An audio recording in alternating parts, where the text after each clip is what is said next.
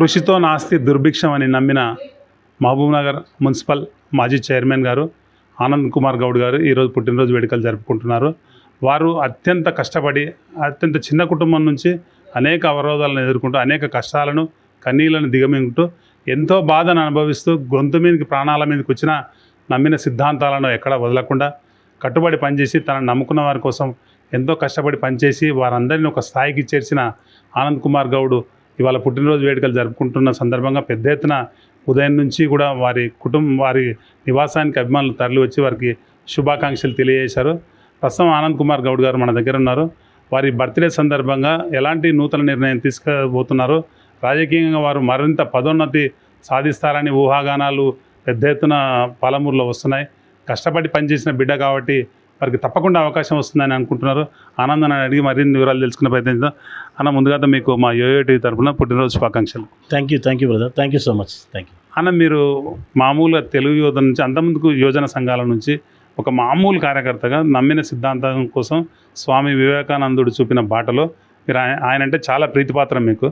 ఆయన చూపిన బాటలో ఇప్పటివరకు మున్సిపల్ చైర్మన్ వరకు వచ్చారు.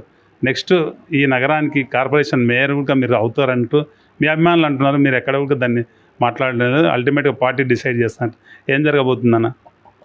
ఈరోజు మీరు అన్నట్టుగా నేను గ్రౌండ్ లెవెల్ నుంచి వచ్చిన వాడిని బూత్ స్థాయి కార్యకర్తగా ఈరోజు ఎదగడం జరిగింది. నిజంగా వివేకానంద స్వామి ఆయన స్ఫూర్తి యువకులు నిజంగా అనుకుంటే దేనైనా సాధిస్తారనే విధంగా ఆ రోజు నుంచి కూడా యువజన సంఘాలలో కూడా మేము యాక్టివ్గా పాల్గొని ఆ యూత్ క్లబ్స్ నుంచే మా జీవితం స్టార్ట్ అయింది.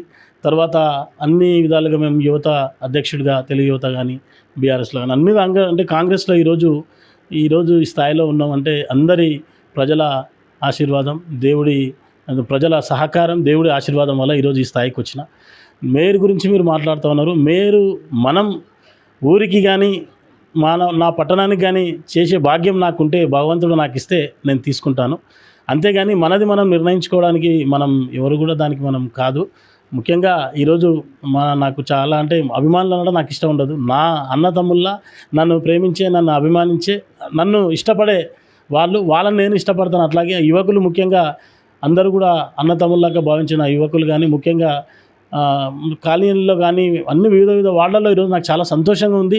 చాలామందిగా సీనియర్ సిటిజన్స్ అయితే చాలామంది వచ్చి నాకు చాలా అంటే వాళ్ళు జన్మదిన శుభాకాంక్షలు తెలపడం, వాళ్ళు నాకు శాలువాలు దండలు వేయడానికి వస్తే వద్దు మీలాంటి వాళ్ళ పెద్దల ఆశీర్వాదం కావాలి, మీరు దండలు వేయడం కాదు, మీలాంటి వాళ్ళకి మేము దండలు వేసే పరిస్థితుల్లో ఉండాలని నేను వాళ్ళ దగ్గర ఆశీర్వాదం తీసుకోవడం జరిగింది. అలాగే ఆడపిల్లలు మహిళలు అందరూ కూడా చాలా అంటే పాత గతంలో ఉన్నప్పుడు కూడా వాళ్ళందరూ కూడా చాలామంది మహిళలు వచ్చి కూడా అందరూ శుభాకాంక్షలు తెలపడం జరిగింది. పట్టణంలో నాకు చాలా సంతోషంగా ఉందో ఈరోజు. అంటే ప్రతి ఒక్కరు కూడా అంటే కొంత ఈరోజు చాలా సంతోషంగా ఏంటంటే ఊరికి చేసే అంటే చైర్మన్గా నన్ను సహకరించి నా కౌన్సిలర్స్ కానీ నాకు ప్రజలు కానీ ముఖ్యంగా నా వార్డు నా కాలనీ ప్రజలు నన్ను ఓట్లేసి గెలిపించినందుకు ఆ పని నా వార్డును అభివృద్ధి చేసే భాగ్యం, ముఖ్యంగా ఈయన్నే పుట్టి పెరిగినందుకు నా పట్టణాన్ని ఏదో చేసే కొంత భాగ్యం నాకు దక్కిందనే ఉద్దేశంతో నేను పనిచేస్తూ ఉన్నాను. అన్న, మనకు 10 ఏళ్ళ టీఆర్ఎస్ పాలన వస్తే పాలమూరులో అన్ని గతుకుల రోడ్లు ఒక మంత్రిగా కూడా కొనసాగినప్పుడు ఇక రోడ్ల పరిస్థితి బాగలేదు. మీరు చైర్మన్ అయిన తర్వాత మీ పీరియడ్లో శాంక్షన్ అయ్యి గౌరవ ఎమ్మెల్యే ఎన్ఎన్ శ్రీనివాసరెడ్డి గారి నాయకత్వంలో మీరు పనిచేసుకుంటూ ముందుకు వెళ్తున్నారు. ఇప్పుడు పాలమూరులో ఏ గల్లీ చూసినా సీసీ రోడ్లు అయినాయి.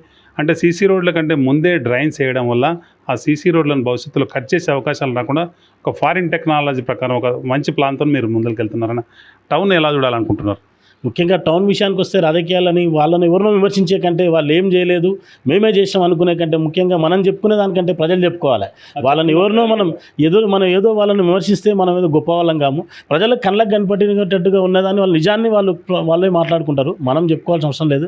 దాంతోపాటుగా ముఖ్యంగా మా ఎమ్మెల్యే గారు ఆ రోజు మేము కౌన్సిల్ నడుస్తున్నప్పుడు కూడా అందరూ అన్ని పార్టీలను సమానంగా చూడండి, వార్డులో ఉన్న పట్టణ ప్రజలందరూ మన వాళ్ళు, ఖచ్చితంగా అన్ని వార్డులో ఉన్న ప్రజలకు మనం పనిచేయాలంటే అందరు కౌన్సిలర్స్ను వీరందరూ కలుపుకొని పోవాలంటే వాళ్ళందరినీ కూడా కలుపుకొని పోయి మా ఎమ్మెల్యే గారి సహకారంతో అన్ని వార్డులలో కూడా నేను వర్క్స్ అన్నీ కూడా పెట్టడం జరిగింది. కౌన్సిల్ ఆమోదపరిచి ఈరోజు కౌన్సిల్లో అంటే పట్టణం మొత్తం అభివృద్ధికి కూడా అందరం కలిస్తే కౌన్సిల్లో ఉన్న కౌన్సిల్ సభ్యులందరూ వైస్ చైర్మన్ నేను ముఖ్యంగా మా ఎమ్మెల్యే గారి ఆలోచన విధానం డిఫరెంట్గా ఉంటుంది. వాళ్ళు ఏం చేస్తారనేది బయటికి వాళ్ళు లోపల చేస్తారు, బయటికి ఏం కనపడదు. ఈరోజు ముఖ్యంగా పట్టణం అభివృద్ధి కావాలని మాకు ఒక కోరిక, ఒక ఆకాంక్ష ఉండే. ఈరోజు మొత్తం 100% అయ్యిందని చెప్పాను నేను. దాదాపుగా 70% 80% దాకా కంప్లీట్ అయింటుంది. ఇంకా చేయాల్సింది ఎంతో ఉంది. పట్టణంలో ఇదే కాకుండా నాకు కొంత ఆలోచనతో నా ఐడియాస్ కొన్ని ఉన్నాయి. పట్టణంలో కొంత ట్రాఫిక్ తగ్గడానికి ఎలా ఏం చేయాలని దాని మీద కొంత ఆలోచన ఉంది. పట్టణం అభివృద్ధి కొరకు నిజంగా పనిచేయడానికి కూడా ఎప్పుడు ఎల్లవెల్లా నేను కూడా అందరికి అందుబాటులో ఉంటానని కూడా తెలియజేస్తా ఉన్నాను. చివరిగా చెప్పండి, పార్టీలకు అతీతంగా గౌరవ ఎంపీ డికే అరుణ గారి నాయకత్వంలో అంటే వారి యొక్క సపోర్ట్ తీసుకొని మన ఎమ్మెల్యే గారు ఢిల్లీ లెవెల్లో మనకు తాజాగా ఒక బైపాస్ శాంక్షన్ చేయించిన, అంతకుముందుకు మనకు IIIT శాంక్షన్ చేయించిండు. ఇట్లా చెప్పుకుంటూ పోతే చాలానే ఉన్నాయి. అన్ని పేపర్ మీదకి రావడం అంటే ప్రతిపాదనలు వెళ్ళడం, ఆ తర్వాత శాంక్షన్స్ రావడం జరుగుతున్నాయి. గతంలో ప్రతిపాదనలు కాగితాలతోనే కథ నడిచిపోయింది.